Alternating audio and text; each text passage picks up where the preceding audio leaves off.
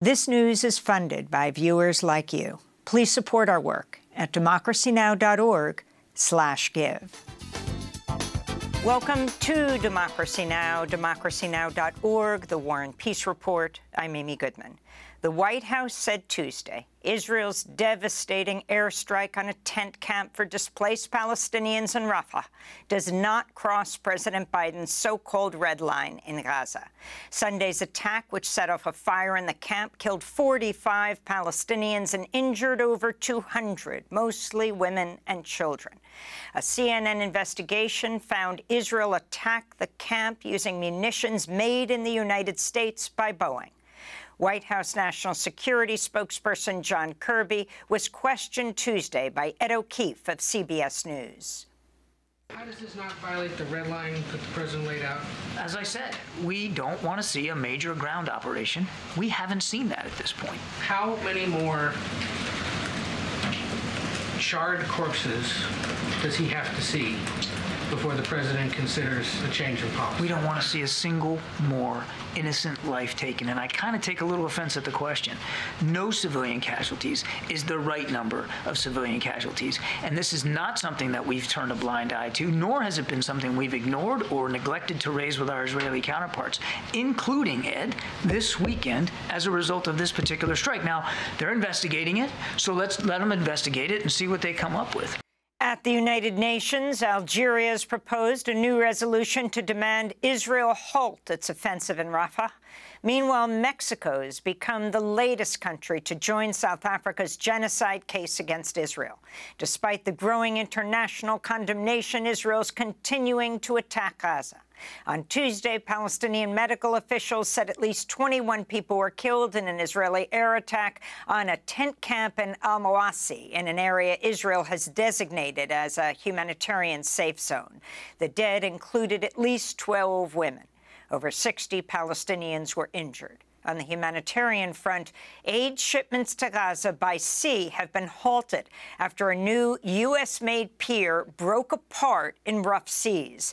The temporary $320 million pier had only become operational less than 2 weeks ago. It's expected to take at least a week to fix.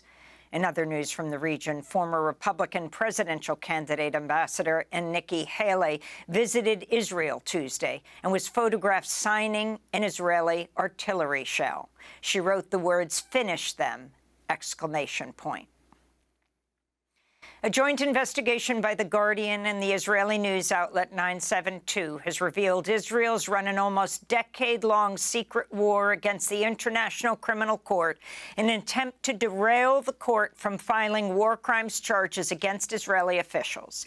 The report details how Israel surveilled, hacked, smeared, and threatened top ICC officials, including the current chief prosecutor, Karim Khan, and his predecessor, Fatou Bensouda. The news outlets report the former head of the Israeli Mossad, Yossi Cohen, personally threatened Bensouda, telling her, quote, "You should help us and let us take care of you.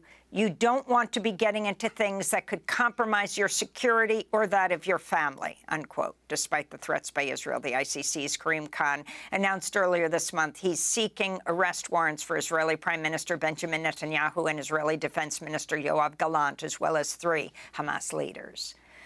Another senior official at the State Department has resigned to protest President Biden's policies on Gaza.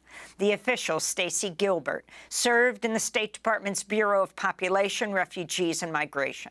The Washington Post reports Gilbert sent an email to staff Tuesday criticizing a recent State Department report that concluded Israel's not obstructing U.S. humanitarian assistance to Gaza. Protests over Israel's war on Gaza continue across the globe. In London, police arrested 40 pro-Palestinian protesters Tuesday night after about 10,000 people rallied to call on Israel to halt its attacks on Rafah. In Mexico City, police fired tear gas at protesters outside the Israeli embassy Tuesday. Meanwhile, in Paris, France's lower house of parliament has suspended a lawmaker for 15 days for holding up a Palestinian flag during a debate on Israel. And in Canada, dozens of faculty at the University of Toronto spoke out Tuesday, a day after school officials sought a court injunction to clear a student pro-Palestinian encampment.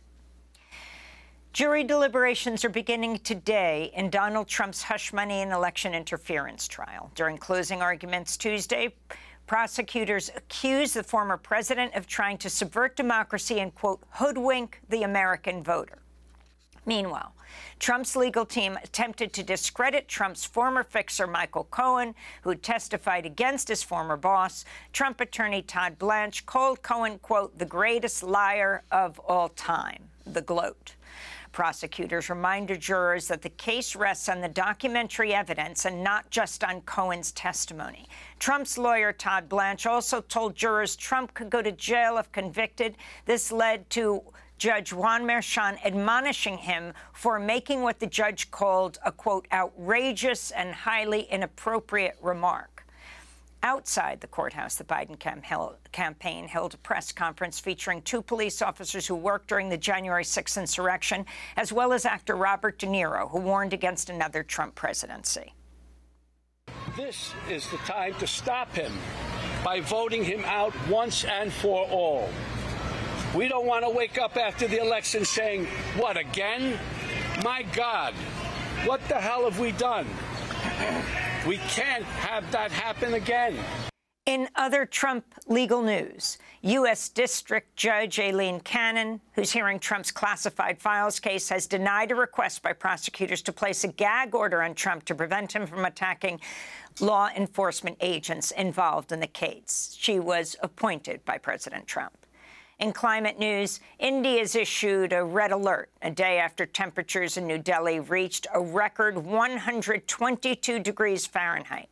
Meanwhile, in Brazil, the Inter-American Court of Human Rights is holding hearings to determine what legal obligations countries should face for the climate emergency. The hearings come after historic floods in Brazil displaced hundreds of thousands of people and killed over 150. This is Luisa Tuxa of the Tuxa people in northeastern Brazil. This is the moment we want the Inter-American Court to hear us, hear our cry, hear our call, hear our anguish, feel some of the pain that the indigenous peoples of Brazil have been going through for thousands of years. In Papua New Guinea, rescue efforts are continuing after a landslide killed as many as 2,000 people. Papua New Guinea's Prime Minister James Marape said the changing climate is devastating his country. In this year, we had extraordinary rainfall that has caused flooding in river areas, sea level rise in coastal areas, and landslips in few areas. For instance, we almost had the entire South Simbu, the access passage through the Gumini Highway, that was completely cut for almost a month. Haiti's unelected Transitional Council has named Gary Conille to be Haiti's new prime minister just a month after some members of the council picked a different official for the job. Conille briefly served as Haiti's prime minister over a decade ago, had been working as a development specialist at UNICEF. The Transitional Council was formed after Ariel Henry agreed to resign as prime minister amidst an uprising by armed groups. In the nation of Georgia, lawmakers have voted to override a presidential veto of a controversial bill that could force many NGOs and media outlets to register as foreign agents. On Tuesday, one opposition lawmaker in Georgia was doused with water while he spoke out against the legislation. The EU has warned passage of the bill could jeopardize Georgia's chances of joining the bloc. Voters in South Africa are casting ballots today in nationwide elections. Polls suggest the ruling African National Congress could lose its majority for the first time since Nelson Mandela was elected in 1994. In election news here in the United States, Texas House Speaker Republican Dade Phelan narrowly won a primary runoff against David Covey, a far-right candidate who was endorsed by Donald Trump and Texas Attorney General Ken Paxton. Meanwhile, Texas Republican Congressmember Tony Gonzalez has declared victory in a primary runoff against gun rights advocate Brandon Herrera, who is nicknamed the AK Guy. Gonzalez, who represents Uvalde, Texas, broke with his Republican colleagues last year to support new gun control legislation after the massacre at Robb Elementary School. And the Libertarian Party has picked Chase Oliver to be its presidential nominee after party members turned down appeals from both Robert F. Kennedy Jr. and Donald Trump, who was met by a round of boos and jeers when he addressed the Libertarian Convention on Saturday. Meanwhile, Jill Stein has announced she's won enough delegates to be the Green Party's presidential nominee. And those are some of the headlines. This is Democracy Now!, democracynow.org, The War and Peace Report. I'm Amy Goodman in New York, joined by Democracy Now!'s Juan Gonzalez in Chicago. Hi, Juan. Hi, Amy, and welcome to all of our listeners and viewers across the country and around the world. Democracy Now! Is funded by viewers like you. Please give today at democracynow.org/give.